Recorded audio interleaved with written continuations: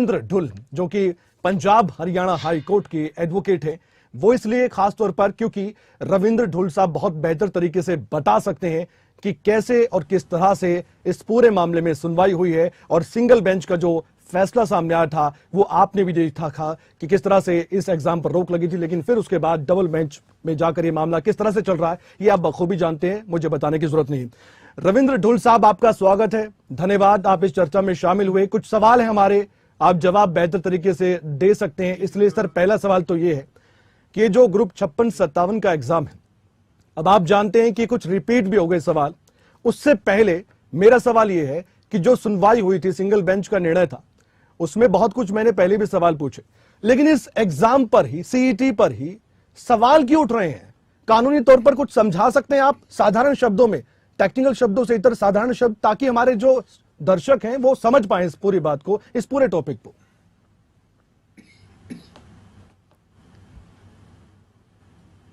देखिए कमल, हरियाणा सरकार ने 2016 के अंदर इंटरव्यू को अबॉलिश कर दिया था और उसके बाद में 2017 में कुछ सोशियो इकोनॉमिक क्राइटेरिया के मार्क्स जो है गरीब लोगों के लिए, विधवा और उनके बच्चों के लिए, अपने जो घुमंतु जातियों के लिए, इसी प्रकार से उन व्यक्तियों के लिए जिनके परिवार में कोई नौकरी नहीं, उनके लिए स्पेशल मार्क्स उन्होंने लेकर के आए थे।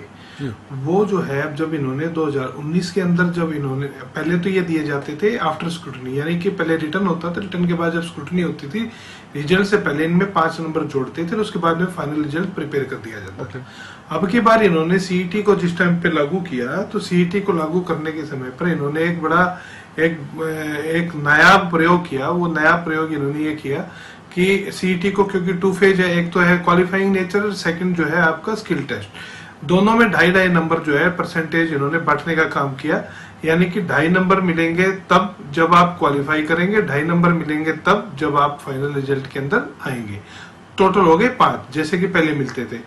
गड़बड़ सबसे पहली और बुनियादी गड़बड़ आई वो यहाँ पर है, क्योंकि आपको इन 2.5 नंबरों को देने के लिए सबसे पहले सभी कैंडिडेट्स की ऑथेंटिसिटी, ओरिजिनलिटी को वेरीफाई करना आवश्यक होता है, जो कि यहाँ पर नहीं हो। यहाँ पर वेरीफाई करने की जगह ये केवल सरकार जो HSSC जो है लगातार एक पब्लिक नोटिस देता रहा कि भी आप विड्रॉ करिए, तो सूनर और लेटर अंतिम समय तक 42,000 लोगों ने लगभग जो है इन नंबरों को विड्रॉ करने का काम किया। उसके अलावा जो बाकी लोग हैं वो अभी हमें पता नहीं है, ना ही कोर्ट को पता है। माननीय कोर्ट का सबसे पहले कहना यह था कि हमें नहीं पता है कि कितने लोग ऐसे हैं जिन्होंने नंबर विड्रॉ नहीं किए हैं। और यहाँ पे महाधिवक्ता हरियाणा ने जो है एक स्टेटमेंट दी बाकायदा कोर्ट के अंदर, मैं उसको यूं का यूं कोट करूंगा। उन्होंने ये कहा कि तहसीलदार जो है उनके फर्जी सिग्नेचर्स और उनकी फर्जी मोहर के साथ में भी जो है सर्टिफिकेट्स बनाए हुए अपलोड किए गए थे कैंडिडेट्स के द्वारा। तो ऐसे में ये चीज बहुत गंभीर हो जाती है। तो कोर्ट ने बाकायदा कहा कि सबसे पहले आप इन 2.5 नंबरों को वेरीफाई करिए, क्योंकि एक और आधे नंबर से जो मेरिट 10-10, 12-12 हजार लोगों के बीच में फ्लक्चुएट करेगी। और चूंकि आपका जो दायरा कॉल करने का वो लिमिटेड है, यानी कि 4 गुना या 5 गुना सब्जेक्ट टू कंडीशन, तो उस लिमिटेड दायरे में आने के लिए कैंडिडेट्स को जो है बहुत संघर्ष करना पड़ता है। यदि किसी व्यक्ति ने 2.5 नंबर गलत लेकर के पार्टिसिपेट किया, तो फाइनल सिलेक्शन के बाद में तो आप उसके बाद में तो किसी के लिए स्पेशल रिटर्न तो करा नहीं सकते। आप उस व्यक्ति को बेशक से प्रोसिक्यूट कर दीजिए। लॉ की एक कोटेशन है, बहुत पुरानी कोटेशन है, 100 दोषी बेशक से छूट जाए, लेकिन कभी किसी निर्दोष को सजा नहीं होनी चाहिए। This is the court. So यहाँ पर जो है 100 दोषी, यानी कि किसी व्यक्ति को आप बेशक से फांसी लटका दीजिए किसी गलत काम के लिए, लेकिन किसी निर्दोष का हक आपने क्यों मारने का काम किया? तो कोर्ट ने इसीलिए जो है इस सारे प्रोसेस को रोक करके कहा कि पहले आप मेरिट लिस्ट को रिवाइज कीजिए, उसके बाद में आपको पेपर कीजिए। दूसरा इन्होंने गड़बड़ किया वो थी एग्जामिनेशन के दौरान इन्होंने एजुकेशन क्वालिफिकेशंस को भी वेरीफाई नहीं किया। और तीसरी जो इन्होंने चीज थी वो ये करी, इन्होंने कट ऑफ जो है पोस्ट वाइज बिल्कुल भी नहीं डाली। तो किसी भी कैंडिडेट को, किसी भी पोस्ट के कैंडिडेट को ये नहीं पता कि तुम किसके साथ में कंपीट कर रहे हो।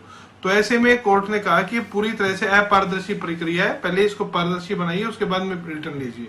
लेकिन चलो कोई बात नहीं, सरकार ने ये माना कि कमीशन ने माना कि हमें अभी अपील में जाना चाहिए। मामला अपील में गया तो अपील में एक तरफा सुनवाई हुई, क्योंकि हम पिटिशनर के वकीलों का ना तो नोटिस था और 10 या 12 मिनट 7:48 में मुझे नोटिस मिला था कि 8 बजे सुनवाई होनी है। तो 12 मिनट पहले हमें बताया गया कि भी सुनवाई होनी है। तो 12 मिनट पहले सुनवाई का नोटिस में हम तो हमारे में से कोई भी एडवोकेट वहां पर नहीं पहुंच पाया।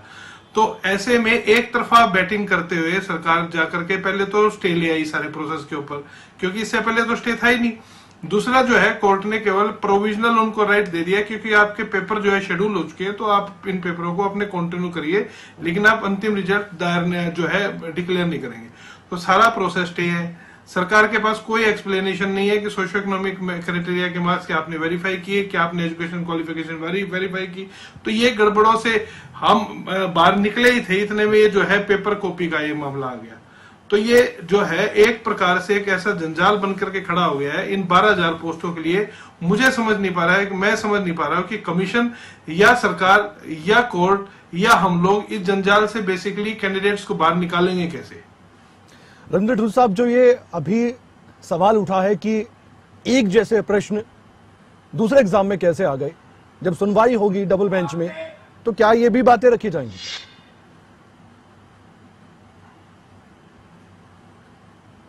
निश्चित तौर पे रखी जाएंगी, क्योंकि ये बहुत रिलेवेंट फैक्टर इसलिए हो जाता है कि अपने जो 6 और 7 दोनों तारीखों को जो पेपर हुआ, यानी कि 57 नंबर कैटेगरी का पहले और 56 नंबर का जो है मंडे को हुआ, दोनों पेपरों में 27,500 के आसपास अभ्यर्थी ऐसे थे जो दोनों दिन पेपर में बैठे हैं। तो कॉमन अभ्यर्थियों के लिए तो ये बेहद आसान और बहुत इजी गेम हो गया इस पेपर को क्रैक करना, खास करके उनके लिए जिन्होंने मंडे को यानी कि ग्रेजुएट कैटेगरी के अंदर पेपर दिया है। क्योंकि संडे वाली कैटेगरी तो 12th की कैटेगरी थी, वो तो उनका बुद्धिमत्ता का स्तर कायदे से जो है आपके जो ग्रेजुएट कैटेगरी से उससे नीचे है, क्योंकि इसी कारण से जो है सर्विस रूल्स के हिसाब से उनको इस प्रकार की नौकरियां दी जाती है। जितना ज्यादा क्वालिफाई होगा कैंडिडेट, उतनी हायर लेवल की उसको नौकरी मिलती है या फिर उसके लिए अप्लाई कर सकता है। तो ऐसे में ग्रेजुएट कैटेगरी के कैंडिडेट्स के लिए जिन्होंने इस पेपर के अंदर कॉमन बैठे जो 56 और 57 में, उनके लिए तो बहुत ईजी है क्रैक करना। तो मेरिट बहुत एक्सेप्शनली हाई जाएगी। मेरी अपनी सोच के हिसाब से 100 में से 80 प्लस की मेरिट जाएगी, क्योंकि 41 क्वेश्चन रिपीट थे। ढुल साहब, एक और सवाल है मेरा, 2 सवाल होंगे, उससे पहले एक सवाल सुन लीजिए, उसके बाद अंतिम सवाल होगा, क्योंकि चर्चा को मैं फिर उसके बाद आगे बढ़ाऊंगा। सवाल ये है कि अब जिस तरह से सुनवाई तो आने वाले वक्त में होगी, रिजल्ट का क्या, कब आएगा, कैसे आएगा, एग्जाम दोबारा होगा, रद्द होगा, कई सवाल है मन में, कई कंफ्यूजन है।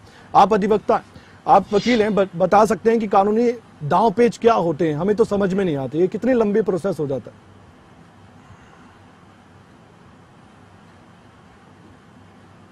रिजल्ट की भी फिलहाल संभावना इसलिए नहीं है कि 1 सितंबर को वैसे अगली सुनवाई है और उसके अंदर ये सारे के सारे तथ्य हम लोगों को क्योंकि सुना नहीं गया। सरकार HSSC ने मिसरिप्रेजेंट किया कोर्ट को कि हमने सारा डाटा वेरीफाई कर लिया है, सब कुछ ऑथेंटिक है, जबकि हम लोगों के पास में पहले से सबूत है उन फर्जी कैंडिडेट्स के जिन्होंने नंबर ले रखे हैं। तो वो क्योंकि हम कोर्ट के आगे रख नहीं पाए, क्योंकि हमारे को सुनवाई नहीं हुई, ये सब चीजें रखी जाएंगी। तो ऐसे में ये मामला बिल्कुल, अगर सरकार कमीशन अपनी इसी जिद के ऊपर अड़ा रहा कि भी हमें एग्जाम रिकंडक्ट नहीं कराना है या मेरिट लिस्ट को रिवाइज करके एक पारदर्शी एंड फेयर प्रोसेस नहीं अपनाना है, तो मुझे लगता नहीं अगले 7-8 महीने तक किसी भी प्रकार से कम 56 और 57 कैटेगरी के अंदर कोई मूवमेंट हो सकती है। आपका पक्ष इतना मजबूत क्यों लगता है आपको इसके बाद, इस मामले के बाद जब ये सवाल रिपीट हो रहे हैं? क्योंकि हमारे पास सबूत है कमल। मेरे पास 2 पोस्ट के तो क्लियर प्रूफ हैं, एक कानून को के एक अपने फायर ऑपरेटर्स के, जहां पे इन्होंने अनक्वालिफाइड लोगों को जो है बुलाया है पेपर के अंदर, और कानून को के अंदर तो एक भी क्वालिफाइड व्यक्ति को इन्होंने पेपर में बिठाया ही नहीं है। तो मेरे पास में सबूत है, क्योंकि इनका पोर्टल प्रॉब्लम, इनकी पोर्टल की सबसे ज्यादा थी, इनका पोर्टल ही फॉल्टी था। किसी को किसी पोस्ट में अप्लाई कर दिया, किसी को किसी पोस्ट में अप्लाई कर दिया। पोर्टल ने कभी ये देखा ही नहीं कौन व्यक्ति किस पोस्ट के लिए क्वालिफाई है, कौन के लिए नहीं है। तो ऐसे में हाईली जो लोग बिल्कुल भी सर्विस रूल के हिसाब से क्वालिफाइड नहीं है, यदि उनको आप रिकमेंड करेंगे उनको सेलेक्ट नहीं कर सकते, डिपार्टमेंट ज्वाइनिंग नहीं देगा। ठीक है, संक्षेप में अंतिम सवाल है, आप राजनीतिक पार्टी से जुड़े हैं, कांग्रेस से जुड़े हैं, रणदीप सुरजेवाला ने बड़े गड़बड़झाले के संकेत दिए कि इसमें हो सकते हैं, यहां तक कि मध्य प्रदेश के व्यापम की याद दिला दी उन्होंने। इस पर आप क्या कहेंगे संक्षेप में?